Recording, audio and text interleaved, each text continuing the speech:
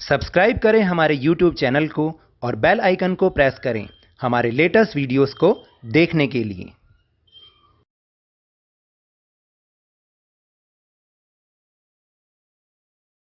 Hello and welcome to Lavneesh Sir की class. This is Directorate of Education GNCT of Delhi's worksheet number 39 and it is only for class 6 students. It has taken from the subject English and we will learn and understand simple present tense in this worksheet.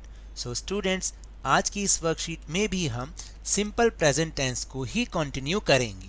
आपको याद है ना, पिछली worksheet में हमने इसको start किया था और समझा था कि सिंपल प्रेजेंट टेंस हम कहाँ यूज़ करते हैं और सिंपल प्रेजेंट टेंस से कोई सेंटेंस बनाने के लिए याद रखना है कि सब्जेक्ट, उसके बाद वर्ब, और वर्ब में हम अगर सिंगुलर के बारे में कोई बात कर रहे हैं यानी एक चीज़ या एक किसी व्यक्ति, एक पर्सन के बारे में बात कर रहे हैं तो हम वर्ब में एस या ई एस लगाएंगे और फिर उसके आगे ऑब्जेक्ट लिखेंगे।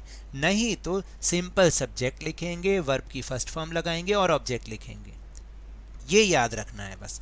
अगर एक चीज़ के लिए तो वर्ब में एस या ई एस आएगा और अगर एक से ज़्यादा लोगों के लिए या ज़्यादा थिंग्स के लिए तो सिर्फ वर्ब की फर्स्ट फॉर्म आएगी। बस इस बात को, इस मूल मंत्र को ध्यान में रखना।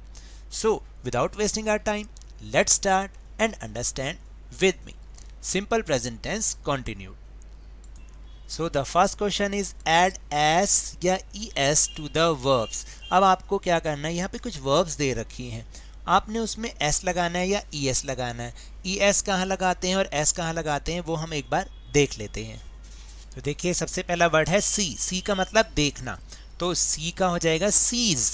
फिर उसके बाद प्ले है, प्ले मतलब खेलना, तो प्ले का अगर हम s या es लगाएंगे तो प्लेज। फिर टीच का बन जाएगा टीचेस, इसमें ई एस लगाते हैं टीचेस। फिर बाइट का बाइट्स, हेल्प का हेल्प्स, याद रखना कि ई एस कहाँ लगा रहे हैं। वर्क का वर्क्स, कैच का कैचेस, तो थोड़ा सा ध्यान रखिए जहाँ पे लास्ट में सी एच आ रहा है वहाँ हम ई एस लगा रहे हैं। मैच का मैचेस, देखो फिर दोबारा वो सी एच आया लास्ट में। स्विम का हो जाएगा स्विम्स। वॉच मतलब देखना, वॉचेस, सी एच आया ना तो वॉचेस। आपको मैं वर्ड के मीनिंग भी बता दूं। टीच का मतलब पढ़ाना, बाइट का मतलब काटना, हेल्प का मतलब सहायता करना, वर्क का मतलब काम करना, कैच का मतलब कैच किसी को पकड़ना, और मैच का मतलब मैच तो जानते हैं, स्विम मतलब तैराकी या तैरना, और वॉच का मतलब देखना। फिर है बाय का हो जाएगा बायज, बाय का मतलब खरीदना। फिर कट का मतलब काटना और कट का हो जाएगा कट्स। गो का हो जाएगा, देखिए गोज हो जाएगा, याद रखना है गो का गोज कैसे लिखते हैं, GOES लिखते हैं, गो का गोज, और अभी इसमें लिखा नहीं है डू का डज हो जाता है। फिर कम मतलब आना, तो इसमें एस लगाएंगे तो कम्स बन जाएगा यानी आता है। ब्रिंग का हो जाएगा, ब्रिंग मतलब लाना, और फिर ये हो जाएगा ब्रिंग्स अगर हम इसमें वर्ब में एस या ईस लगा देंगे तब। Now question number 2, choose the correct option. अब आपको दो ऑप्शन दे रखी हैं, हर सेंटेंस में आपको सही ऑप्शन को चूज करना है। बस ये ध्यान रखिएगा कि अगर हम वन पर्सन के बारे में बात कर रहे हैं तो एस या ई एस वर्ब में लगेगा, वरना नहीं लगेगा, यानी वन से मोर देन वन होगा तो एस या ई एस नहीं लगेगा, बस ये ध्यान रखना है। तो फर्स्ट सेंटेंस है Reena dash her room every Saturday, यानी रीना अपना रूम हर सैटरडे को साफ करती है। तो टाई आएगा, टाइडीज आएगा, टाइडीज आएगा, जैसे कि यहाँ पर पिक्चर में दिखा भी रखा है कि रीना टाइडीज हर रूम एवरी सैटरडे, यानी वो रीना जो है अपना कमरा हर सैटरडे को साफ करती है। फिर वी में क्या हो गया, एक से ज़्यादा हो गया, we dash to the music every day, यानी कि अब इसमें लिसन आएगा या लिसन्स आएगा, लिसन आएगा क्योंकि एक से ज़्यादा है। We listen to the music every day, यानी हम हर रोज़ म्यूज़िक सुनते हैं। फिर मीना वन पर्सन है, मीना यूजुअली, वॉच आएगा या watches, watches, Meena usually watches television in the evening, यानी मीना आमतौर पर टीवी को शाम को देखती है। फिर आएगा दे एक से ज़्यादा है तो एक से ज़्यादा होगा तो क्या आएगा, डज आएगा या डू आएगा, डू आएगा। They do their homework every day, यानी वे, एक से ज़्यादा जो लोग हो गए ना, वे अपना होमवर्क हर रोज़ करते हैं, यहाँ पर ये उसकी पिक्चर भी दे रखी है। फिर द गर्ल्स ऑफन, गर्ल्स आ गया, गर्ल्स यानी एक से ज़्यादा हैं, तो प्ले आएगा या प्लेज आएगा? प्ले आएगा। The girls often play with dolls, यानी लड़कियां अक्सर अपनी डॉल से खेलती हैं। Then question number 3, rewrite the sentences with the new subject from the brackets, the first one has been done for you. देखिए आपको क्या करना है कि एक सेंटेंस आपको दे रखा है और फिर उसके ब्रैकेट में एक न्यू सब्जेक्ट यानी एक नए व्यक्ति का नाम या नई चीज़ का नाम आपको दे रखा है, जिससे आपको सेंटेंस, न्यू सेंटेंस फ्रेम करना है और उसी के अकॉर्डिंग वर्ब को रखना भी है।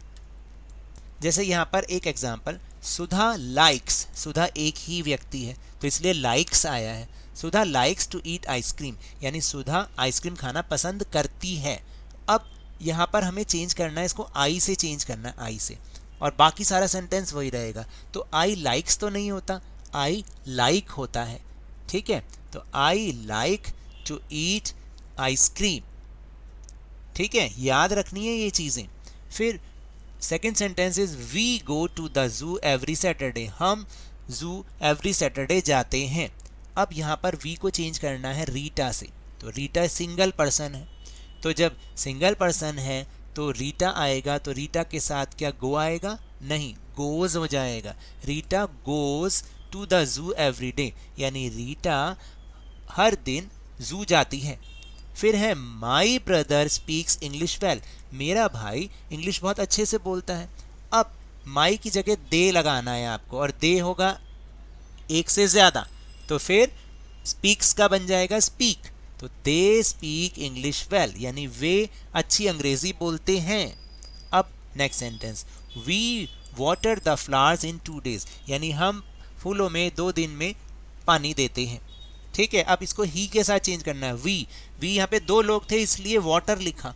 अभी जब ही एक जना हो गया तो वाटर का बन जाएगा waters, he waters the flowers in 2 days, यानी वह 2 दिन में फ्लावर में पानी देता है। और इसका मैंने यहाँ पर आपको रूल भी लिख दिया है, याद रखना। सिंगुलर सब्जेक्ट के लिए सब्जेक्ट आएगा और वर्ब की फर्स्ट फॉर्म के साथ एस या ई एस लगता है, याद रखना है ये बात। और प्लूरल में यानी एक से ज़्यादा चीज़ें हों या एक से ज़्यादा लोग हों तो हम सब्जेक्ट लिखते हैं और वर्ब की सिर्फ और सिर्फ फर्स्ट फॉर्म लगाते हैं, उसमें कोई एस या ई एस नहीं लगाना है।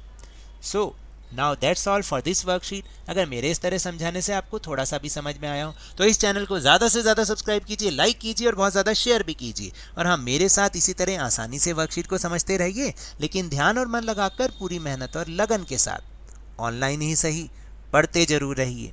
And if you want to defeat coronavirus, then please wear a mask and please wash your hands with soap and water regularly. और जब भी पॉसिबल हो और जब भी अवेलेबिलिटी ऑफ वैक्सीन हो, इसकी वैक्सीनेशन अवश्य कराएं, क्योंकि कोरोना को हराना है और ज़िंदगी को एक बार फिर से सुहाना बनाना है। इसी उम्मीद के साथ थैंक यू वेरी मच।